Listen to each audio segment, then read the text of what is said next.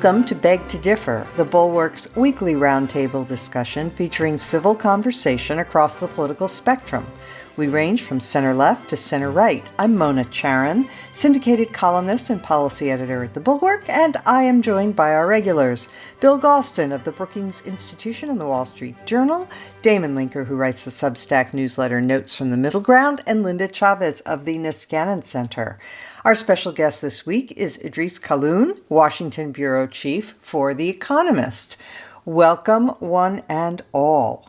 Well, there was a lot of news in the immediate 24 hours before we came on the air. There was a meeting between Xi and Biden, which is very important, and we're going to get to in a future podcast, I assure you.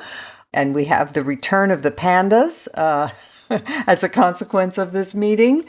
But let us turn now to the international news, which has domestic implications, of course. So there was an enormous rally in D.C. this week in support of Israel, against anti-Semitism, and demanding the release of the hostages. But there have been any number of pro-Palestinian demonstrations both in the U.S. and around the world, including one Wednesday night at the headquarters of the Democratic National Committee, where a number of police were injured and there were quite a few arrests. So there is a tremendous amount of turmoil regarding that the war is causing around the world. There was a UN Security Council resolution calling, yes, for the release of hostages, but also for pauses and humanitarian aid. And the Security Council has not yet condemned the Hamas attack of October 7th. So I'd like us, therefore, to pull back and look at this whole question of a ceasefire and whether it is realistic, whether it is moral, and what the equities are here. So, Idrees, I'm going to start with you. There are a lot of observers who say that when you have a terrorist organization that purposely targets civilians and then retreats behind its own civilians, and then you call for a ceasefire by the wronged party, that you're stacking the deck in an unfair fashion. What do you say? Well, thank you for the very easy question, Mona. I think, ceasefire is a term that people are having some difficulty kind of deciding the exact meaning of. You see the United Nations and also others calling for extended humanitarian pauses. And the whole question is whether or not a ceasefire allows Hamas to regroup. That is Israel's position, and whether or not this is the right moment for it. I think that we can probably all agree that we would like for no more Palestinian civilians to be killed. We would like for aid to be delivered. We would like for healthcare to be provided. And the right mechanism for that, I think, is the kind of greater extension of the humanitarian pauses that have been in place. At the moment, President Biden has refused to endorse a ceasefire. Jokowi was just, the Indonesian president was just in the White House, and he asked for it as well. But it's hard for me to give you a kind of precise answer on what I think ought to happen in this case, because it's complicated, like you say, in the case of Hamas, which, and we'll get into that, right? Like what's been going on at the Shifa hospital as well, I think is polarizing the world, and people who want to see what they want to see will say what they want to say. So I look forward to discussing it with you guys. Great. Damon, let's talk about the Al-Shifa hospital. Israel announced that it was going in and that it believed that Shifa hospital was the epicenter of a Hamas, or they call it a node, command node for Hamas fighters. They did find, when they went in there initially, guns, ammunition, things like that. They didn't yet find a command headquarters. But how much do you think is riding on what they find in Shifa Hospital? Well, if the standard is Israel's reputation in the world, I guess a fair amount is riding on it. I mean, what we have here is a real war going on the ground in Gaza between Israel and Hamas. And then we have a kind of second order information war going on around the world, where people who are inclined to have sympathy for Israel's side have none or next to no trust for anything that the Hamas side has to say, including the Gaza Health Ministry with its casualty figures. And then the other side is completely the reverse. They have no trust in anything that Israel says. They think Israel lies and doesn't care about how many Palestinians it kills, and that they should basically defer to what Hamas spokespeople have to say. So that second order war is the one that we're talking about here, where, the idea that this powerful military of Israel is firing missiles and now sending ground troops into a hospital. This sounds outrageous. What a human rights catastrophe. How can anyone in the world sympathize with a country that would do such things? That's the voice of the Israeli skeptic. And then you have Israel that wants to have its own kind of propaganda battle on its side, saying, first of all, we could have leveled that hospital to rubble with missiles at any time if we had wished, but we actually do care about civilian casualties. Therefore, we had surgical strikes. Now we have troops going in at their own great risk to try to minimize casualties, to uncover this supposed Hamas headquarters in or under or in some capacity attached to this hospital. And so Israel, of course, very much wants to actually find such a thing there, to be able to show videos and say, aha, see, we were right. This is a perfect example of Hamas doing what they do. They've provoked this attack from us, totally justified attack, but they hide then under civilians and in places like hospitals, which greatly raise the risk of us, the Israeli army, the IDF, ending up inadvertently killing large numbers of Palestinian civilians. And they set it up this way, but we went out of our way to avoid those casualties. And look, it's true. Here it is. Well, is there going to be such a headquarters in this particular hospital? I don't know. It depends on how cagey Hamas is. Did they bait Israel into attacking this hospital and use disinformation through intelligence channels to convince them that this is where the headquarters was, when actually maybe it was there 3 weeks ago, but it was evacuated and moved elsewhere? And so that's like kind of counterintelligence manipulation going on. This is all, again, the second order war. And I think the more important war is the one that Israel is actually waging to eliminate Hamas from the governance of the Gaza Strip. And my own view is, yes, I want as minimal civilian casualties as humanly possible. I also have a fair amount of trust, I will admit, with my cards on the table, that Israel is going to do everything within reason to do that. But I also believe that the kind of, as they say in just war theory, the ad bellum criterion about whether the war itself is justified has been met amply in this case. And so I'm sort of happy to stand back a little bit and not try to second guess what's true and what's going on. Simply allow the war to go on in the way that it has and hope that it works out well with minimal casualties, but not intervene, kind of like follow Twitter 24 hours a day and saying things very strongly on one side or the other in this information second order war. There's always the fog of war, and we also now live at a time where social media is contributing to making it even foggier. So that's sort of where I come down on that. Yeah, Linda, I cannot think of another country that fights wars with pretty much the eyes of the world on them the way Israel does. Everybody is fly-specking every single action that the Israeli military takes. And, there was an interesting piece on CNN.com by John Spencer, who is the chairman of Urban Warfare Studies at West Point. He pointed out that urban warfare always contains many civilian casualties. That is just a fact of life. And it was true, for example, when U.S. forces and allies were fighting in cities like Mosul or Raqqa, where we caused billions of dollars of damage and killed and displaced hundreds of thousands of civilians. And certainly we have our critics around the world. I'm not going to say we got off scot-free, but there are a lot of places around the world where people suffer, where war is commenced. I mean, right now in Darfur, for example, the war is heating up again. That was a war that 20 years ago caused millions of people to be displaced and killed scores of thousands. In Syria, quite recently, in their civil war, you had the regime killing hundreds of thousands of people, including children. And the world was not, following every death, and there were not demonstrations worldwide. Well, of course, you're absolutely right, Mona.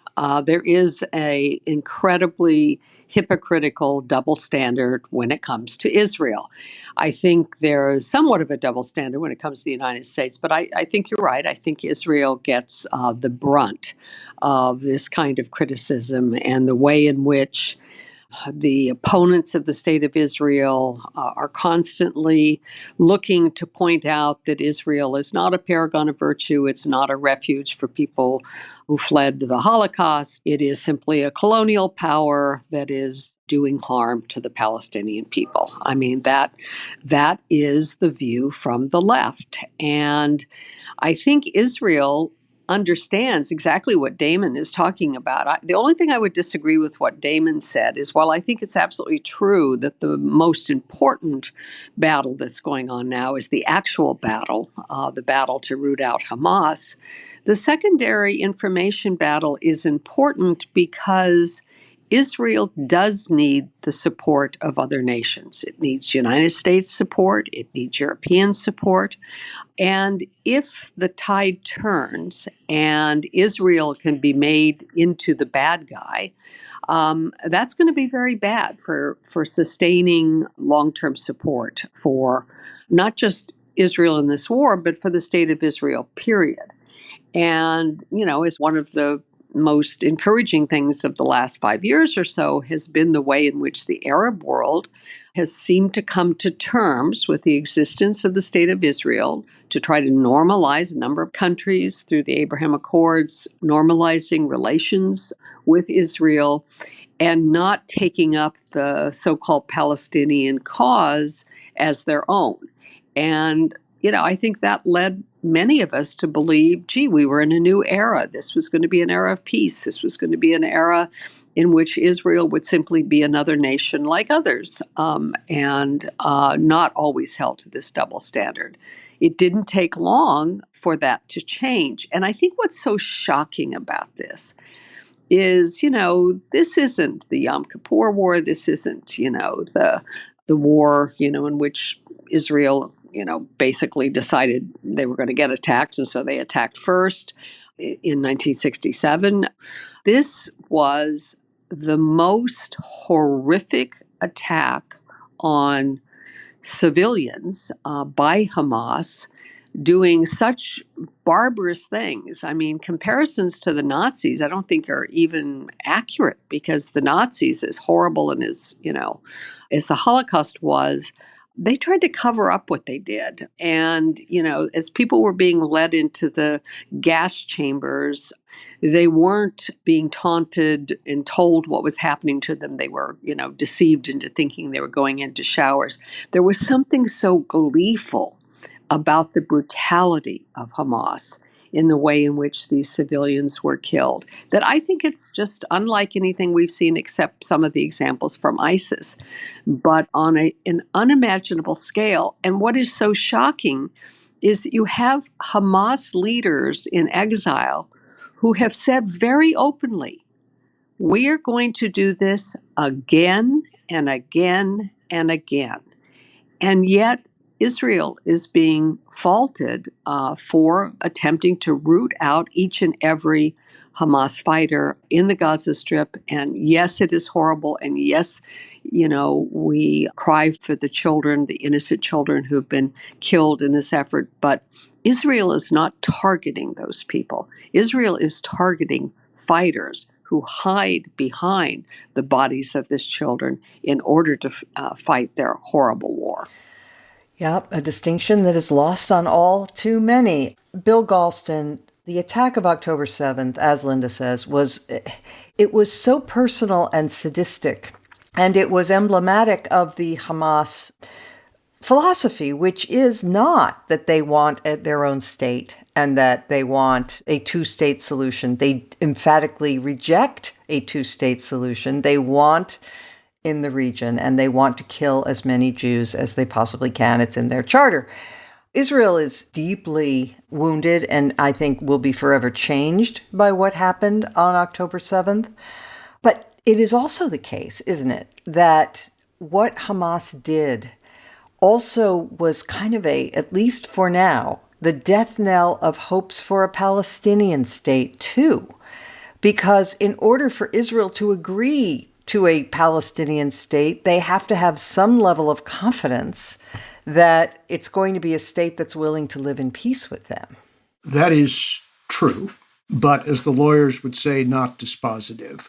Because if Israel were able to attain its objective of destroying Hamas as an organized political entity and as an organized military entity, that could, over time, set the stage for a reassertion of authority over Gaza by Palestinians who are willing to accept a two-state solution. I'm not saying we're anywhere near that, but one thing is clear: a two-state solution is absolutely impossible with Hamas as a living, breathing political and military force. Let me just state a couple of facts. One about the real war and the other about what Damon called the Second Order War. About the real war, what was destroyed by the Hamas attack is any belief in Israel that Hamas could be deterred by any means that Israel was able to command. And that has led to a conclusion that I think is virtually unanimous in Israel, from the left to the right, that there is no further possibility of coexistence with Hamas on its borders. And Israel will be criticized in all sorts of ways, and the volume of the criticism may very well intensify in coming weeks. But I do not expect the government of Israel to be deterred by anything that anybody outside of Israel has to say, including the United States, by the way. Israel is determined to achieve its stated objective, and they will do what they deem necessary and defensible in pursuit of that objective. Obviously, you can't destroy an idea, but if you have 200 named Hamas officials and leaders, like the playing cards that the United States brought with its troops into Baghdad, you can keep score and you can keep on going until they are killed, captured, or driven into distant exile. And that's the way it's going to be. I'm very confident of that. With regard to the Second Order War, it is indeed being waged, and Israel's losing it, not the least in the United States. Since we began recording this podcast, Quinnipiac University poll issued its latest edition, showing a sharp decline in overall American support for Israel and a rise in sympathy for the Palestinians. Support for aiding Israel is now no greater than support for aiding Ukraine. I wouldn't have believed that a month ago, but it's true. And why is this happening? Because support for Israel is collapsing within my party, the Democratic Party. Here's a figure for you. Among Republicans, 73% approve of Israel's response to Hamas's attack. Only 18% disapprove. Among Democrats, 60% disapprove and only 27% approve. Let me repeat that. 73 to 18 among Republicans in approval, 60 to 27 among Democrats disapproving. And among younger voters and younger Democrats, the figures are stark, even starker. And this is going to be a very significant problem for the Democratic Party and for President Biden. It could very well have consequences that flow into the 2024 election. So the second order war may not be a matter of life and death in Gaza or to the IDF, but it may very well reshape the internal politics of the United States and the relationship between the United States and Israel. Idrees, in this sense, it seems that Hamas has achieved one of its objectives, which was to discredit Israel in the eyes of the world and in the eyes of its allies, and that seems to be moving along nicely from Hamas's point of view.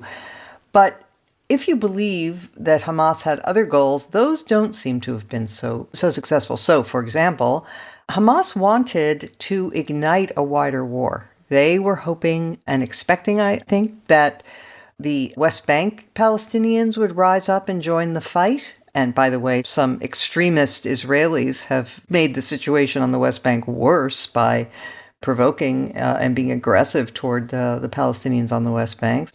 But in any event, that has not happened. Hamas was also hoping that Hezbollah in Lebanon would join the fight. That has not happened. And beyond that, the other peace treaties that Israel has with Egypt and Jordan, and then the Abraham Accords with Morocco, all of those peace treaties are holding. And of course, Iran is the author of a lot of this misery because of its funding for Hamas and Hezbollah and the Houthis. But Iran hasn't gotten into it itself. And, the Houthis have launched a couple missiles at Eilat. But this wider conflict that Hamas was hoping to ignite does not seem to have happened. So is there then some comfort to be had in the fact that however much Hamas wanted to light a spark there, they seem, at least so far, to have been unsuccessful?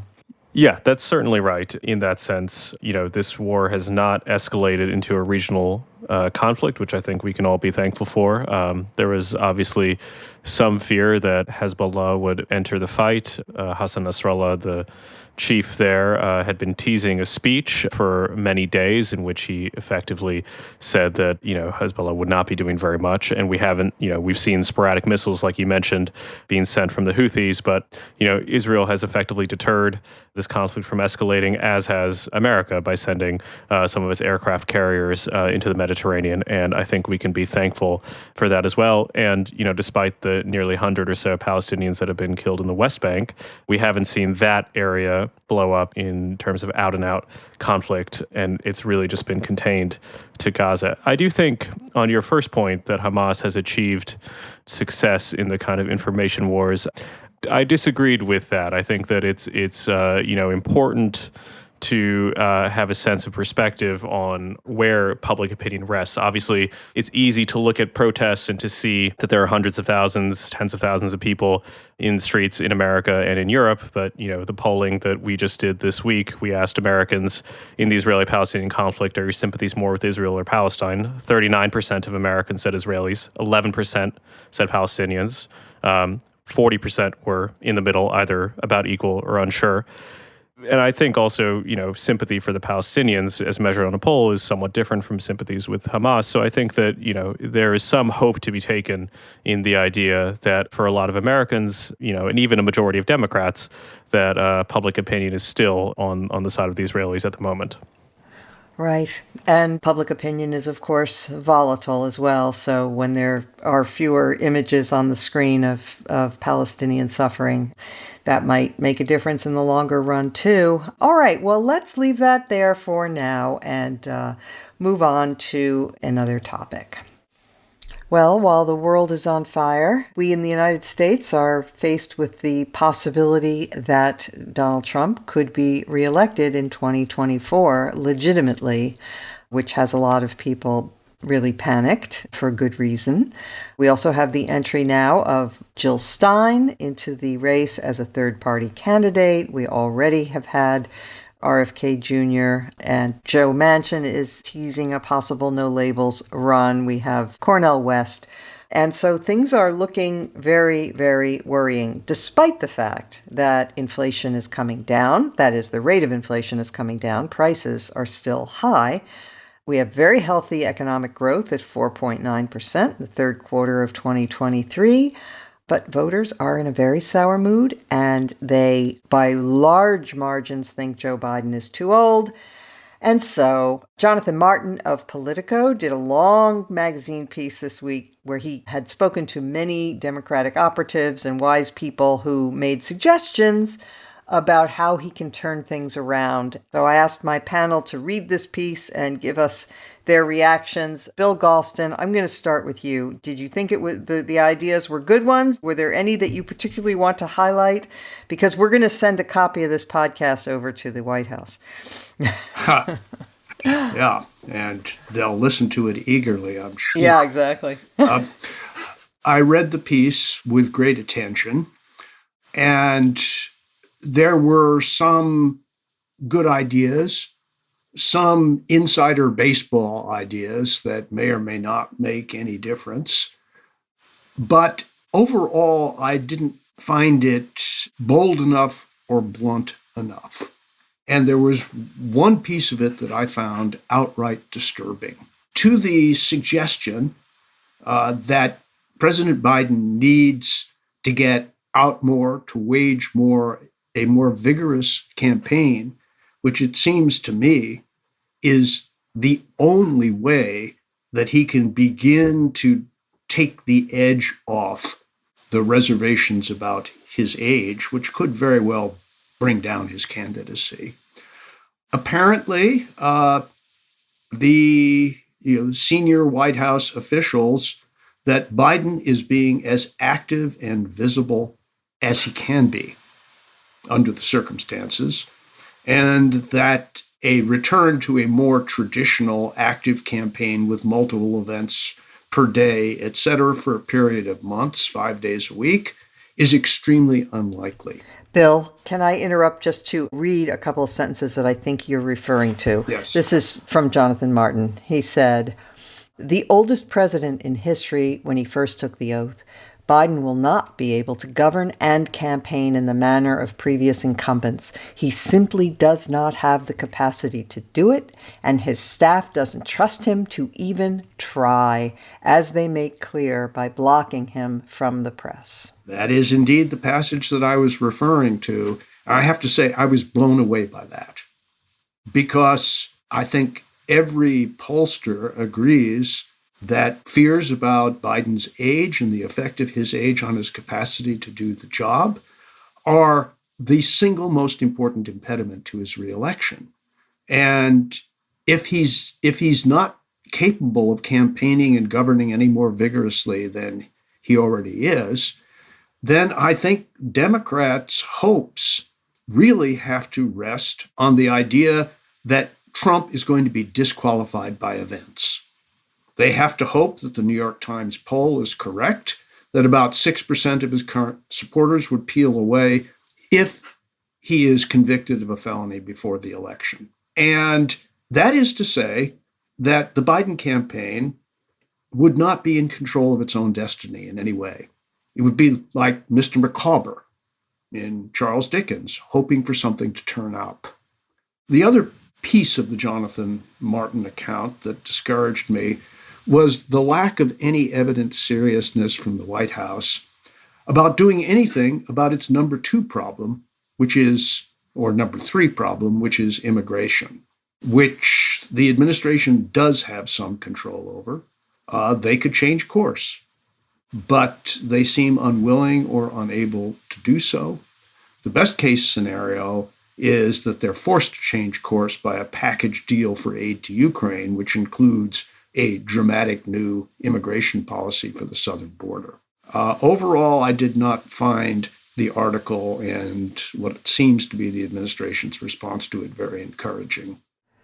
Linda, once again, it is staggering that we live in a time when people are saying, well, if Trump were convicted of something, then 6% of the people saying they'd vote for him will peel off.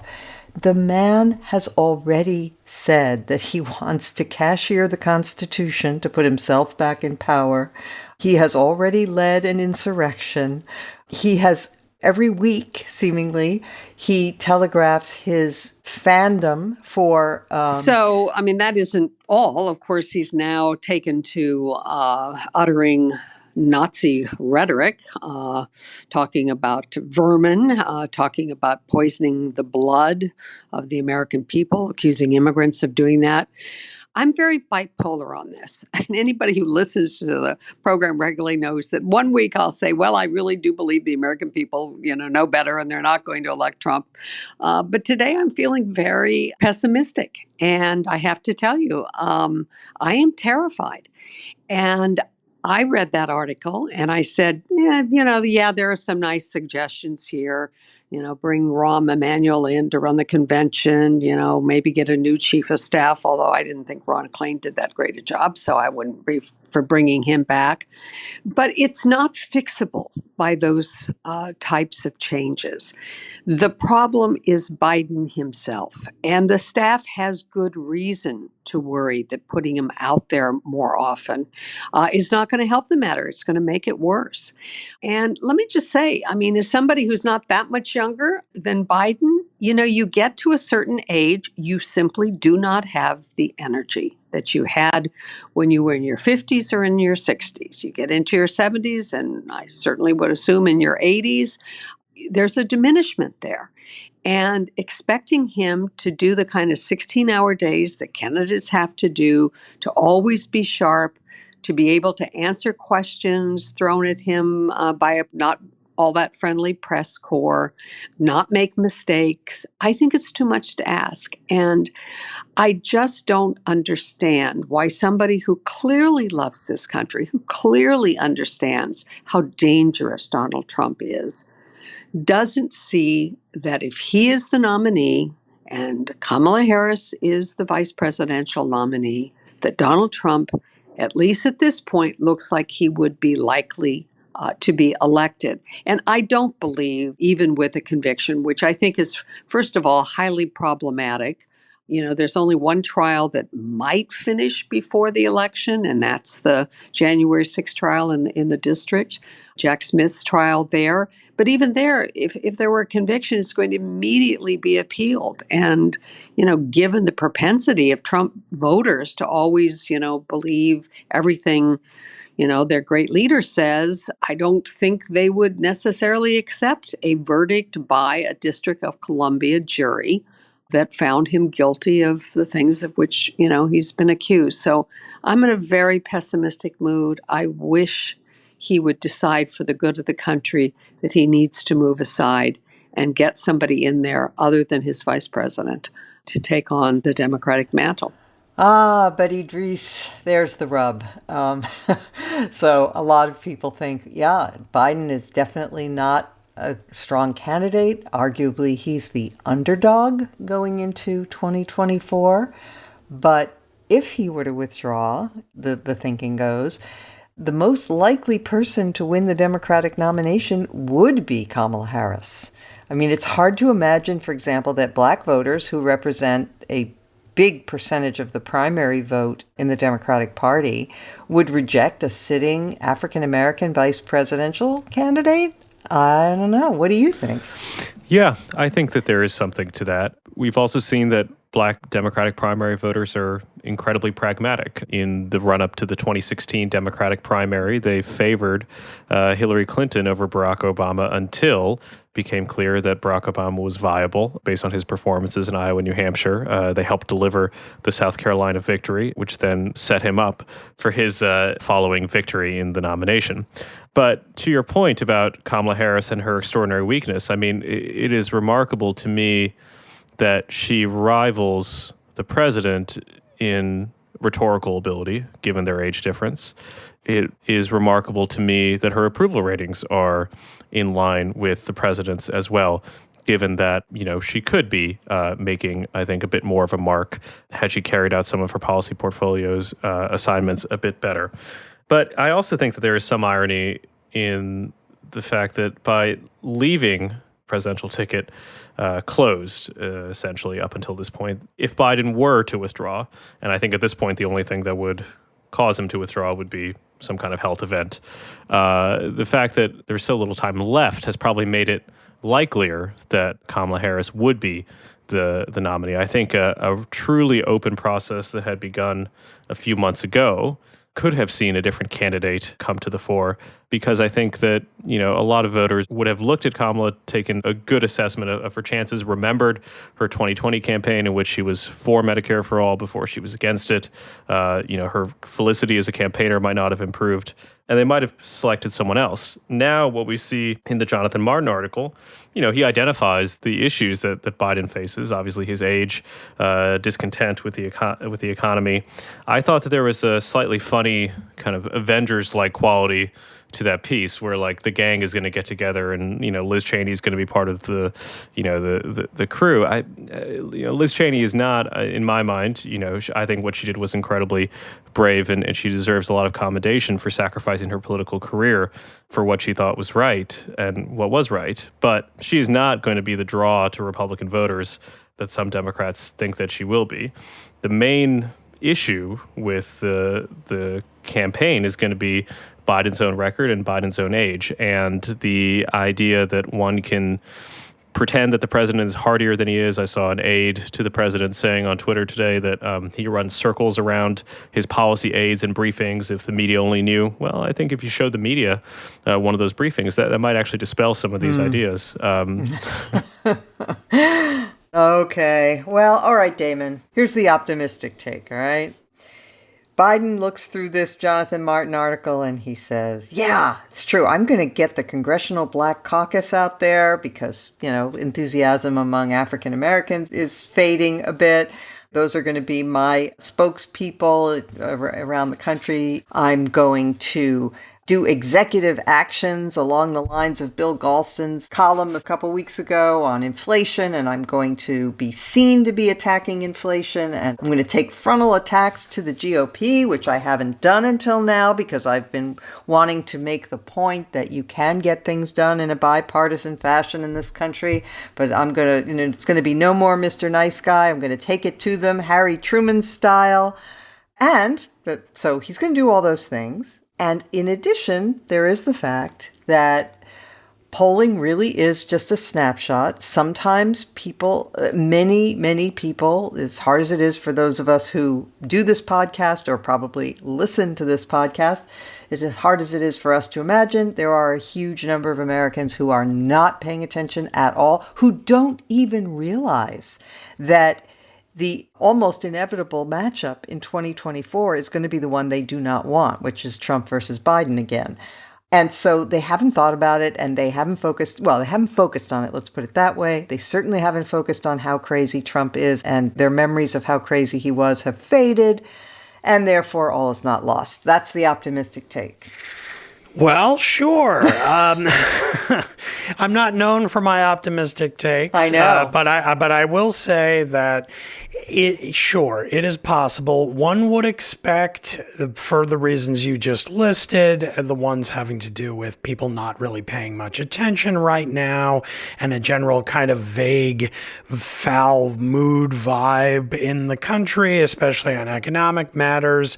It's kind of leading people to be sour when they speak to pollsters. But as we heat up, we go through the primaries. Trump wins the nomination easily. Crazy news stories come out. The various trials are unfolding with more attention on them.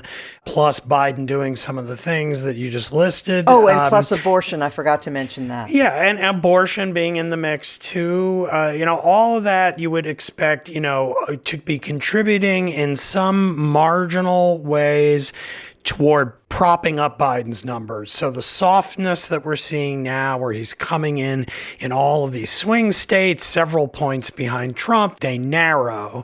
And I would expect to see that no matter what happens, even if Biden isn't doing that much different than today.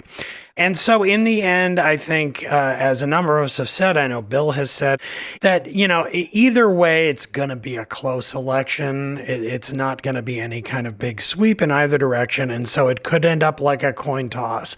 Is it going to be better than that? Like the wipeout that I think you and I and everyone else on this podcast and similarly disposed Americans sort of think is appropriate? Like, oh, you mean the guy facing 91 felony counts? Yeah, like he's going to get 20% of the vote and it's going to be a 50-state wipeout. That's what my brain tells me should happen. But in the reality we live in, that is just not what is ever going to be possible. It's going to be close. And it's possible that Biden or whoever the Democrat ends up being, if there's a health event or he changes his mind at the last minute, LBJ style in late March, steps down and hands the mantle to Kamala Harris, presumably, it's going to be close. Now, does that ease my mind in any way? I guess I would say then my most optimistic take is no, it's a wash, and that's scary as hell. I'm not happy about it. And then there are other things that we haven't talked about, at least in this segment, but the one that Bill mentioned when we were talking about, my second order information war dimension to the Israel-Gaza conflict going on right now. The fact of how deeply the Middle East situation is splitting the Democratic electorate is deeply concerning to me. And of course, this isn't something that I was particularly worried about a month and a half ago before the October 7th massacre in Israel. But now, on top of all of the general softening that we've seen in Biden's numbers over the last couple of years that seems so entrenched, to now see that, like 10 to 15% of the furthest left faction of the Democratic Party is seriously angry with Joe Biden right now. Now, the election is still a long way away. One presumes this war is not going to be going on next fall, but we don't know exactly what's going to be happening and how it's going to reverberate throughout the Democratic electoral coalition, especially with the background assumption that you listed at the very top of this segment, Mona, about Jill Stein, RFK Jr., Joe Manchin, Cornel West. That's a lot of third, fourth, fifth, sixth party candidates in the mix, and like how that interacts with both parties, with the Republican on these trials, potentially convicted in at least one of them, appeals pending. Joe Biden, unpopular, his voters divided over foreign policy and the border and other things. I mean, I just don't know. This is going to be a nail biter all the way down to the wire, no matter how you cut it, I think. And so, get ready, everyone. Make sure you come back here every week as we white knuckle it for the next year. Really, it does feel like we're on one of those, carnival rides where you're just careening around corners and terrified. That's how it feels. All right, let's just say a brief word or two about Nikki Haley. In any normal year, she would be having a great surge just at the right time. It's only 2 months until Iowa. She is gaining support. She is gaining money. And her nearest competition, Ron DeSantis, is on the opposite trajectory. He is sinking in the polls. So does anybody want to make the optimistic case that it's not a slam dunk that Trump is going to just be on a glide path to the nomination? What do you think, Idrees? I can make a case, but I think that would be an unfortunate bout of wish casting. Nikki Haley is having a good month, but something we always think about when we're citing numbers are baseline effects. So, if you have a small increase on a low base, it looks like an impressive surge, but the actual numbers kind of bring you down to earth. So in the 538 average, Nikki Haley at the start of this month had about 7% of Republican primary voters who said they wanted to vote for her. She now has a bit above 9. That's a 30% surge, but it's still at 9 points. Ron DeSantis is still a little bit above Nikki. And, she might get the silver medal. The silver medal, unfortunately, is still 40 points behind where Donald Trump is. Obviously, there are Iowa-specific events that could happen. Ron DeSantis is staking his entire campaign on Iowa, which is usually a bad sign for the future of said campaign. Things do happen, but at the moment, I think if you'd have to imagine a polling error of kind of gargantuan, unheard of sizes, even in an era of large polling errors, for something miraculous to happen for Nikki Haley, I think. Yeah, well, I think you're right. But just for the sake of argument, I'm going to cite to you the new CNN University of New Hampshire poll, I think just out today, that shows Trump down to 42 in New Hampshire, Haley up to 20, and Christie next in line at 14. So if Christie drops out, and his voters would almost certainly go to Haley, in fact, he'd probably endorse her, that brings her up to 34. Now you're talking about a race, right? In New Hampshire. In New Hampshire. Could I offer my 5% scenario for Nikki Haley? Yeah, Bill. And I'm offering it, as I may have said before, because I was Walter Mondale's policy director in 1984 when Gary Hart got 17% of the vote in Iowa, finishing second to Walter Mondale's 49%, was immediately anointed the alternative to Mondale, came from 30 points back to beat Mondale by 13 points in New Hampshire. And if modern technology had existed back then, which would have enabled Hart to turn his New Hampshire victory into cold, hard cash, he probably would have beaten Mondale on Super Tuesday, which he almost did anyway, and taken the nomination away from him. The 5% chance for Haley is that she comes in second in Iowa, which I think would exceed journalistic and political observer expectations, and then does to Trump in New Hampshire what Gary Hart did to Mondale. And then the next contest after that is South Carolina.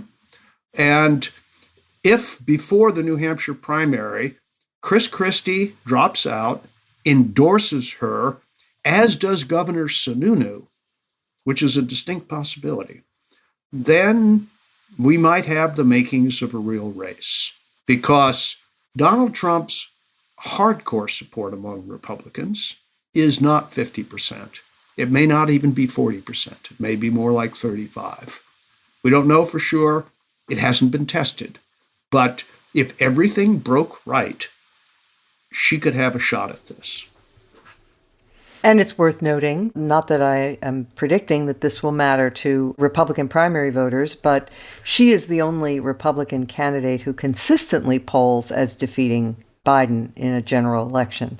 But then again, a lot of Trump supporters believe that he won the 2020 election. So there you go. All right. Anybody else want to weigh in on Haley before we get to the highlight or lowlight of the week? Well, I would like to briefly. Okay. I would just add, I think what Bill says is largely correct. Definitely her path to being a very solid second place finisher above DeSantis does run through doing better than expected in Iowa, a very strong second in New Hampshire, and then she goes into South Carolina, which is, of course, her home state, and she no longer faces Tim Scott as a rival there.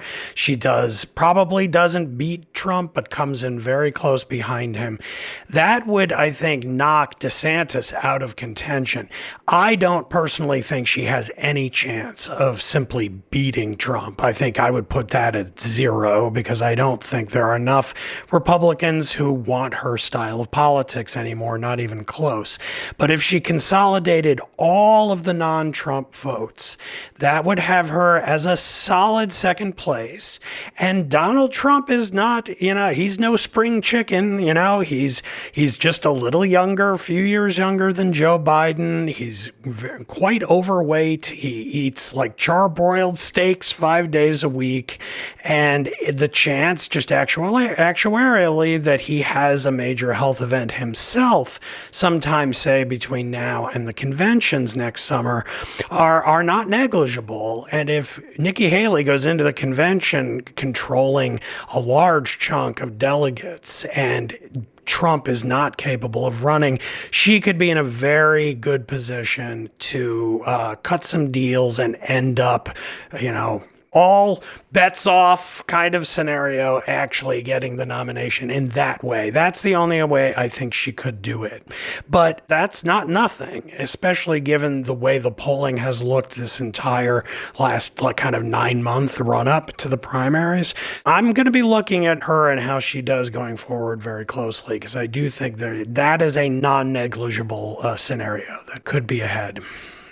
Linda, the fate of our democracy, the fate of our country, the fate of Ukraine, arguably the fate of Israel, all rests on the daughter of immigrants being successful. Yes, right. Yes. No kidding. And I love all of these scenarios. I wish I believed they were possible. My biggest fear, even as we unfold these scenarios, is that Donald Trump makes a very calculated decision and says, Haley, let's be my vice president. And they run on his ticket. And by the way, I think Nikki Haley would take it. And that worries me. Okay, now I'm really depressed. All right, let's move on to the highlight and lowlight of the week. Let's start with Bill Galston. Well, my lowlight of the week occurred in a Senate Help Committee hearing just a few days ago. Senate Help Committee is the Health, Education, Labor, and Pensions, I believe, when newly minted Oklahoma Senator Mark Wayne Mullen challenged one of the witnesses, Sean O'Brien, the president of the Teamsters Union, to a fistfight. And they went back and forth and back and forth. And, Senator Mullen actually stood up, took his wedding ring off, which apparently is a gesture of seriousness in some circles, and seemed to be about to get off the dais and go down and confront O'Brien physically, when Bernie Sanders, the chairman of the committee, intervened and said, sit down, you're a United States senator. Doing his best grumpy old uncle routine. And Mullen sat down, but they went back and forth, Mullen and O'Brien, for about 10 minutes. I watched the video. This got me interested in Mr. Mullen. And so I investigated his background. He entered Congress from Oklahoma's 2nd Congressional District. In 2013, during his campaign, he said, I'm a rancher, a businessman, not a politician, and promised to serve only 3 terms. In July of 2017, he released his re-election video, a bid for his 4th term, and during which he said that his 3-term pledge had been, and I quote, ill-advised. He is a vigorous opponent of President Biden's student loan forgiveness plan, but had $1.4 million in loans that he received via the PPP program to his businesses forgiven. And it also transpires that he was a substantial threat to Teamster President O'Brien because between November 2006 and April of 2007, he fought in 3 mixed martial arts fights and won all 3. So Mr. O'Brien survives as president of the Teamsters, and Mr. Mullen, I think, has shown what he's made of. And so, by the way, has Senator Sanders. Well, yes, and we can add that those were not the only almost violent or violent altercations that happened in the Congress this week. We also had Kevin McCarthy elbowing one of the members who voted against him for the speakership in the hallway in front of an NPR reporter, no less. So everything's great. This is all very normal, and everybody's behaving like a grown-up. Okay, Linda. Well, I have a low light today, and it is from a New York Times, a lengthy piece in the New York Times, which has been laying out what would happen if Donald Trump is elected in 2025. And the title of the article was Sweeping Raids, Giant Camps, and Mass Deportations Inside Trump's 2025 Immigration Plans. We already talked on the show about Trump invoking vermin, talking about immigrants poisoning the blood of real Americans, etc. And so I guess his solution is going to be to set up camps. And by the way, he's not talking about tent cities erected to house people who are coming across the border in very large numbers now and are apprehended, and having them kept there for a while until they can, in fact, be deported. What he's talking about is doing internal raids, going after the 12 million or so people who are in the United States without documentation. These are people, the majority of whom have been here literally decades. They are people who have built their lives here, who have American citizen children, who operate businesses and employ other people, including Americans, who buy homes and live in communities. It is a horrifying spectacle. And he favorably, or I should say Stephen Miller, who is his guru on this issue, one of the most odious people in public life, they invoked the deportation program during the Eisenhower administration, which had the very unfelicitous name of Operation Wetback. Those were the days when you could call Mexicans who crossed the Rio Grande wetbacks. And for those who don't know about that program, not only were people sent back who were undocumented and in the country, American citizens also got swept up in those raids. And of course, all of this would have to be, with the complicity or agreement of the courts, or his just simply refusing to listen to the courts. He also wants to invoke Title 42, which of course was the COVID era law that allowed him to be able to kick people out, even if they had asylum claims because of a public health emergency.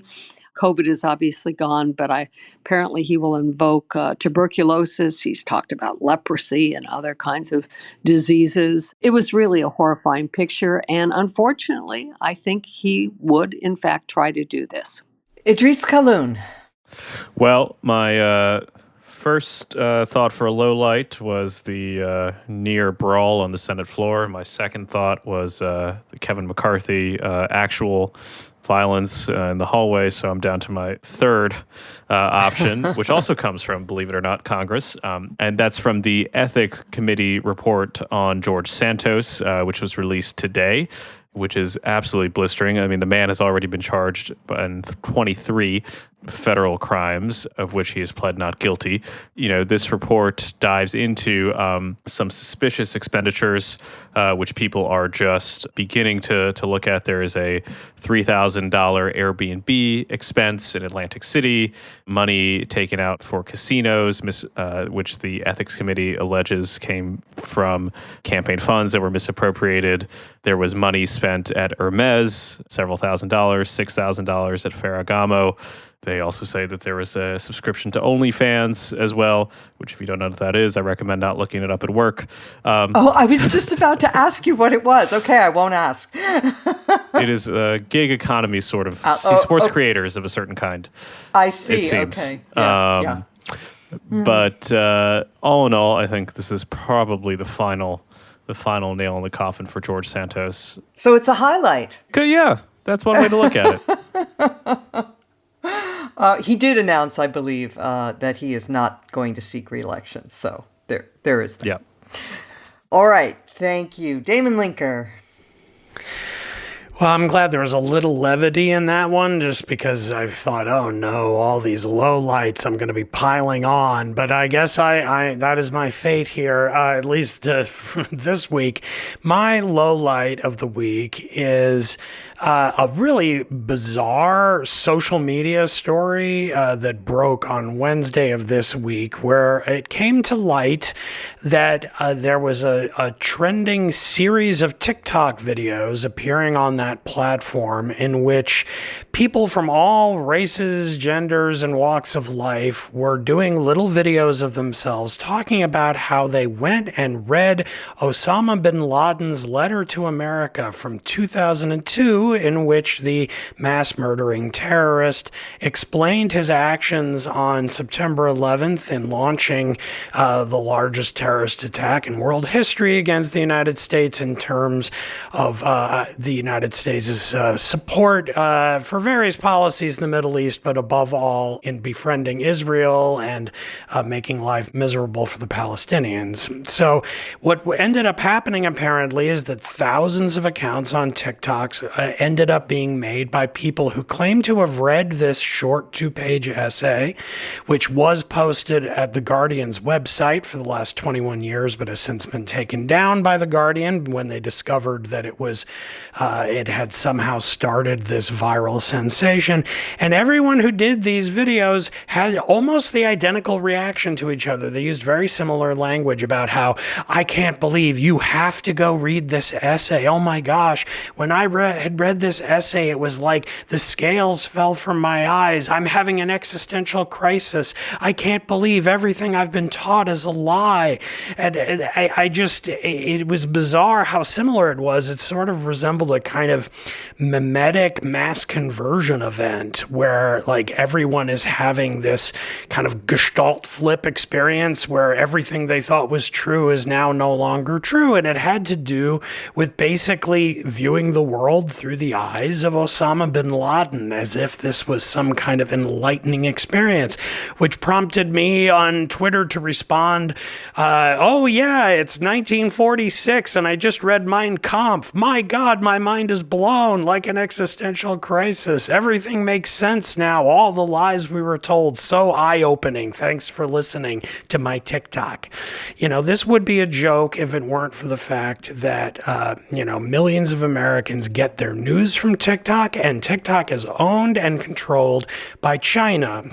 We don't know if some random person happened to stumble across this Osama bin Laden letter and then authentically did a video that then went viral, or if China and their information intelligence service deliberately posted a video like that and then used its algorithm to boost it very strongly in the right quadrant of TikTok, a certain kind of naive, far left, critical of Israel quadrant, and then it took off on its own, or how they were in control of it. But it really leads you to wonder what exactly life in a modern democracy it can be like in a world where these kind of tidal waves of insanity take form and wash over the country every few days or weeks. And I suspect we're going to be seeing a lot more of this over the next year as we head into the next election. And it's pretty chilling stuff. Exceedingly so. But isn't there also a chance, Damon, that the whole thing is ginned up by China, that it isn't real, that it wasn't actually a viral sensation? I mean, we don't know, do we? Well, I mean, you could think maybe the people in the videos were they what? Actors? Were they AI generated animation bots? Maybe. It's possible. It's really impossible to know. And that's even scarier, frankly, because then it truly is just a kind of demonic propaganda bid on the part of the Chinese government. So I don't know. I mean, we do know by looking at kind of Google searches and web traffic, we can see that even before this became a kind of news story, which of course drove more people to look at the videos, it was doing pretty strong of traffic, which meant that at least some people were engaging with it and then doing their own version of these videos. But it's just a truly bizarre story from top to bottom. Yeah. I mean, let's find someone to admire. I know, Osama bin Laden. It all makes sense now. God. All right. Okay, well, I'm sorry I'm not going to be shedding any light with my choice. Mine is also a low light, but it is interesting and worth remembering the levels of corruption here. One of Rudy Giuliani's sources and pals in Ukraine was charged with treason this week by the Ukrainian government. His name is Oleksandr Dubinsky. So he was one of the troika of people that Giuliani was relying upon for information or for lies about Biden. And in 2021, the U.S. placed Dubinsky on its sanctions list, accusing him of working as part of a Russia-linked foreign influence network. So there you are. Now the Ukrainians have confirmed that. And so that is just part of the network of corruption and lies and willingness to cooperate with the very worst people that characterize Trump and Trumpism. Rudy Giuliani is also now being sued by the mother-daughter team of election workers in Georgia that he so badly defamed, accusing them of cheating the election and ruining their lives. So, but anyway, we don't know how this will all wind up, but it is useful to remember the kinds of people that Giuliani and through him Trump was relying upon to try to smear Biden back in 2019 and 2020. All right. With that, I would like to thank our guest, Idrees Khaloon. Thank you so much. You can follow him at the Economist newspaper. And of course, I want to thank the panel and our producer, Jim Swift, our sound engineer, Jonathan Seary, and of course, our wonderful listeners. We will return next week as every week.